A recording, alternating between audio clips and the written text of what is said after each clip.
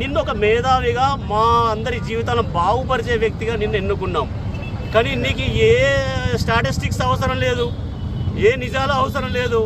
ఎక్కడో నువ్వు దుబాయ్లో అమెరికాలో ఎక్కడో తిరిగి వచ్చి ఆ స్టైల్లో ఇక్కడ కట్టాలంటే కట్టి ఏం చేస్తావు?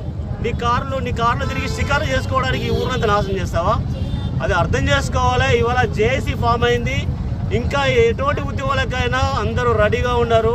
మీరు ఇదంతా గుర్తించుకొని మీరు ఇప్పటికైనా మీరు తెలివికి వచ్చి మీ మానసిక వ్యాధానికి ట్రీట్మెంట్ ఇప్పించుకొని, మరి ఎంతమంది అయితే నీ వల్ల బాధపడ్డారో ఆ రోజు మొదటగా నేనే బాధితుడిని. నా థియేటర్ కూల్చడానికి నీకు చిన్న రైట్స్ కూడా లేదు.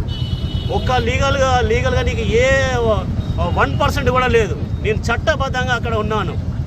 అట్లా నా తాగిసి కూర్చోడమే కాకుండా నా ఉపాధిని కూడా కూర్చావు.